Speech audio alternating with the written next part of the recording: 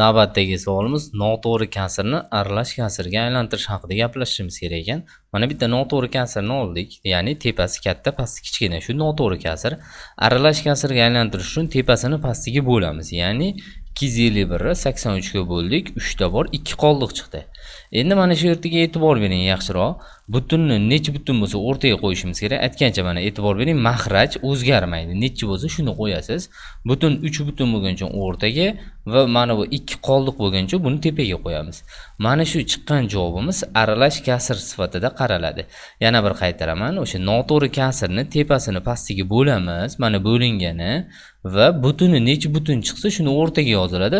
Qoldig'i necha bo'lsa o'sha tepaga yoziladi. Mahraj esa o'zgarmaydi. O'sha sonning o'zini yoziladi. Xullas, mana shu noto'g'ri kasrni aralash kasrga aylantirganimiz mana shundan iborat ekan. Navbatdagi savolimiz aralash kasrni noto'g'ri kasrga aylantirishimiz kerak. Keling, mana bitta aralash kasrni yozaylik. 3/6 dan 5. Buni ishlashimiz uchun 3 ni 6 ga ko'paytirib 5 ni qo'shishimiz kerak ekan. Demak, ko'paytiramiz. E'tibor bering, mahraj o'zi o'zgarmaydi. Nima bo'lsa shuni yozishimiz kerak va buni bunga ko'paytirib va 5 ni qo'shishimiz kerak. Hisoblaymiz. 6 kare 3 18, 18 ga 5 ni qo'shadigan bo'lsak 23 kelib chiqadi. Mana, demak, mana bu aralash kasrimiz mana bu noto'g'ri kasr ko'rinishiga keldi. Shu qiladigan ishimiz noto'g'ri kasr, aralash kasrni noto'g'ri kasrga aylantirishdan iborat bo'ladi. Demak, qoidasini yana bir qaytaraman. Mahrajini butuniga ko'paytirib suratiga qo'shishimiz kerak. Shunda chiqadigan javobimiz noto'g'ri kasr bo'ladi. Ushbu aralash kasr noto'g'ri kasrga aylantirish mavzuyimizdan bitta misol, testdagi misollarni ko'rsatamiz. Mana shunaqa ABC ko'rinishidagi misolga e'tibor bering. Mana bu noto'g'ri kasr, mana bu aralash kasr ko'rinishidagi son turibdi. Demak, shu o'zingiz bilasizki, noto'g'ri kasrni aralash kasrga aylantirish uchun 14 ni 3 ga bo'lasiz. Ya'ni 4 ta bor, 12 va 1 qoldiq qoladi. Agar shularni butunni hammasini joy-joyiga qo'yadigan bo'lsak, mana butuni yo'q 2 edi. Bu 2 edi, adashib ketamiz. Xullas 2 qoldig'i hammasi mana tepaga qo'yilgani. Xullas, men sizga demoqchimanki, mana shu yozilgandagi mana bu A'imiz 4 dan iborat. B'imiz esa mana 3 dan iborat. Va S'imiz esa 2 dan iborat bo'ladi. Mana shularni hammasini qo'shib chiqsak, demak 9 degan javob chiqadi. Xullas, mana bunaqa ABC ko'rinishida berilsa, o'sha noto'g'ri kasrni aralash kasrga aylantirib, keyin ularni aniqlab olishingiz kerak degani. Mana shunaqa testdagi vaziyatlarni sizga tushuntirib o'tdik. Navbatdagi savolimiz oddiy kasrlar ustida amallar. Oddiy kasrlardan bir 3 tasini sizga vaziyatlar, har xil vaziyat ko'rib chiqamiz. Birinchisi, mana bu misolni ishlayapmiz. Demak, 51 bo'lgani uchun umumiy mahraj 51 beramiz. Tepasiga esa 10 qo'shuv 7 ni yozamiz. 10 qo'shuv 7. Yana qaytaraman, mahraji bir xil bo'lsa, bittasi yoziladi, tepasini qo'sh degancha qo'shib qo'yasiz. 10 ga 7 ni qo'ysak 17 bo'ladi. Bo'ldi, tugadi. Mana bitta misolning yechilishi. Yoki mana ikkinchisini qarang. Ikkalasida umumiy mahraj 51 ekan, mana yozdim. 21 qo'shuv 30 deb yozamiz. 21 ni 30 ga qo'shsak 51 kelib chiqadi. Demak, 51 dan 51. Qarang, avvalgi misolda to'g'ri kasr bo'lib qoluvdi, ya'ni pasti katta bo'ladi. Bu yerda bir xil bo'lib qoldi. Bir xil bo'lib qolgan vaziyatda qisqarib ketib, 1 bo'lgan degan javobga ega bo'lamiz. Ya'ni bir xil bo'lsa, 1 bo'lib ketadi. 51 ni 51 ga kasr chizig'i bo'lish degani. Demak, javobimiz 1 ekan. Yoki mana masalan keyingisiga e'tibor bering. 51 umumiy mahraj beryapmiz. 31 plus 30 bo'ladi va 31 ga 30 qo'shsak 61 kelib chiqadi. Va bu noto'g'ri kasr bo'lib qoldi. Mana birinchisida to'g'ri kasr, ikkinchisida teng bo'lib qoladi tepasi, uchinchisi katta bo'lyapti. E'tibor bering, noto'g'ri kasr ko'rinishida turibdi. Bunaqa payt aralash kasrga aylantiramiz. 61 51 ga bo'lamiz. Bitta bor va 51 dan 10 bo'ladi. Mana bunaqa vaziyatda ham bo'lishi mumkin. Yana bir vaziyatlarni aralash kasrda ko'rishda davom etamiz. Navbatdagi oddiy kasrlar ustida amallarimizda davom etamiz. Demak, bunda ayrishlarni ko'rib chiqamiz. Avvalgi misolda qo'shishlarni ko'rgandik. Demak, umumiy mahraj 51 bo'lgancha bir xil bo'lsa 51 yozamiz. Tepada 10 ayru 7 ni yozamiz. 10 dan 7 ni ayriydigan bo'lsak 3 kelib chiqadi. 51 dan 3 degan javobga ega bo'lamiz. Demak, tugadi. Mana shunaqa bir sodda usulda ishlanadi. Yana qaytaraman, mahrajini o'zini yozib, tepasini ayri degancha ayriyamiz. Avvalgisida qo'sh degandi. Endi ikkinchi vaziyatda, demak, bunda ham umumiy mahraj 51. 21 ayri 30 bo'ldi. E'tibor bering, bu yerda kichikdan kattani ayirish bo'lyapti. Biz o'rgangan qoidalarimizga ko'ra kattasidan kichigini ayirib, kattasini ishorasini qo'yamiz. Ya'ni minus qo'yamiz va 9 bo'ladi. Demak, 30 dan 21 ayirdim, 9 chiqdi va minus qo'ydim. Mana shu minus qo'yishi avvalgilarda yo'q vaziyat bu yerda bor bo'lyapti. Va endi keyingisi, uchinchisi, mana 51 ni oldim. 31 dan 31 ayiramiz. Bu 0 degani. Demak, 0 taqsim 51 bu 0 yoziladi. Bunaqa ko'rinishida yozilmaydi. Mana kasr bo'lish bo'lguncha bo'lib olsa 0 degan javob bo'ladi.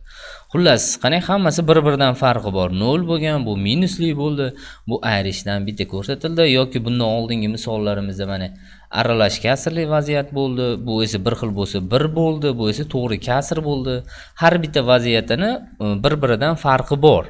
Xullas, endigi bu ikkita 3ta qilib ko'rsatildi. Birinchisida mana qo'shish, ikkinchisida ayirish ko'rsatildi. Yana bir nima deydi, o'sha oddiy kasr ustidagi variantlarni yana bir variantini ko'ramiz. Demak, navbatdagi oddiy kasrlar ustida amallardagi misollarimizga kelamiz. Mana bunaqa ikki xil ko'rinishdagi misol. Avvalgi misollarimizda bunaqa bo'lmagan yoki ikkita minusli kelmagan. Demak, bunisida qanaqa ishlaymiz? Masalan, birinchisida 53 umumxaraj bersam, minus 10, e'tibor bering, mana minusli bo'lgani uchun keyin plus 7. Demak, mana shunaqa vaziyatda tepasida kattasidan kichigini ayirib, kattasining ishorasini qo'ya olamiz. Mana minus 3 bo'lyapti.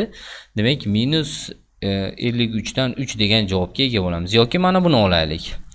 Bu esa 51 umumxaraj beramiz. Minus 21 minus 30 bo'lsa, bu minus 51 bo'ladi. Bu bilan bu qisqarib ketsa, demak minus 1 kelib chiqadi. Minus 1 degan javob bu to'g'ri bo'ladi. Demak, minus 53 dan 3 degan javob to'g'ri bo'ladi.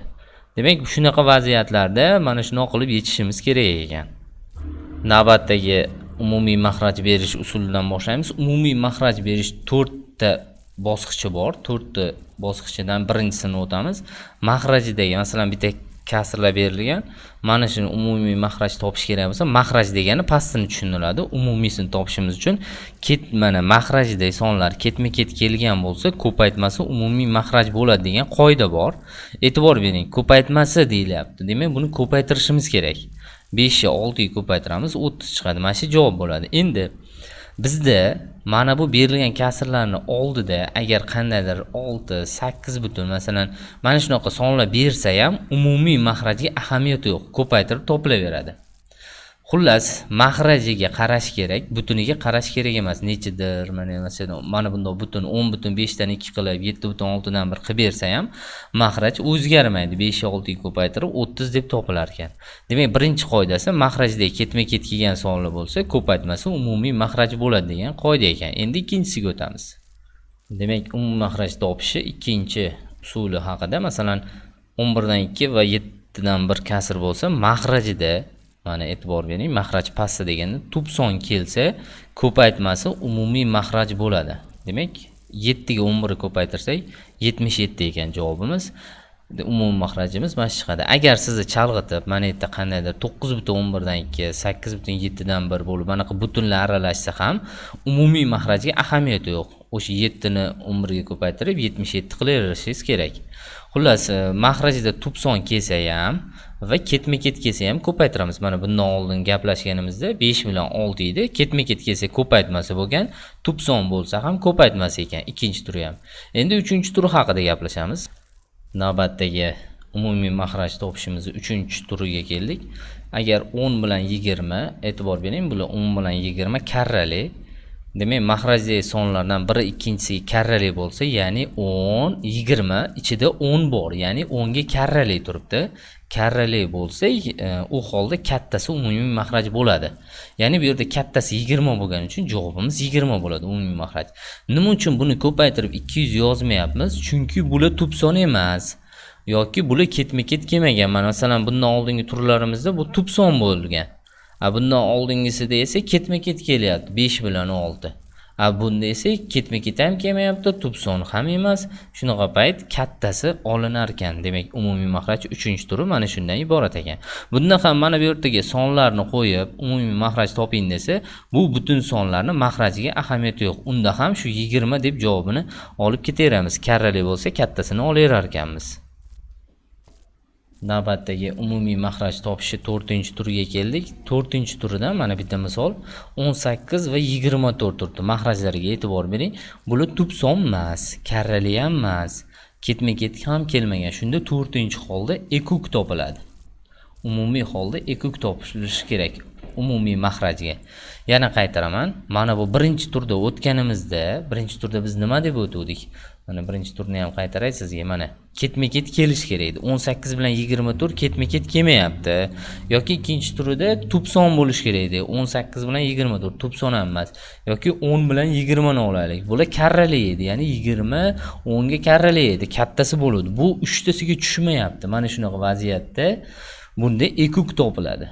Demak, ekuk topish qoidasi bor bizda. O'sha ekuk topish qoidalariga ko'ra mana yana bir takrorlab sizga tushuntiryapman.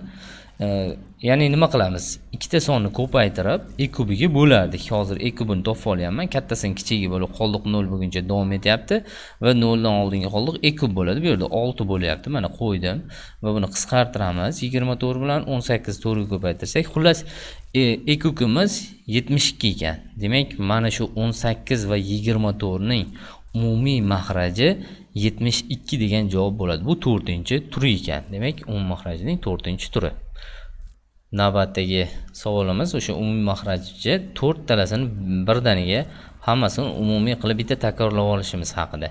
Demak, birinchi vaziyatda mana maxrajli sonlar ketma-ket kelsa, 5 bilan 4 kelsa, ko'paytmasi umumiy maxraj bo'lishi yoki masalan ikkinchisi tub son kelsa, ko'paytmasi umumiy maxraj bo'lishi, tub son bo'lsa ko'paytirilyapti va karrali bo'lsa, ya'ni 15 ga karrali, kattasi umumiy maxraj bo'lishi 10 bo'lyapti va uchinchisi 4-chi ekan, 4-chisi umumiy holda ekuk topish kerak. Ikkalasini ko'paytirib ekubiga bo'lamiz, qisqartiramiz. Bu yerda 4 ta bor, xullas 60 ekan.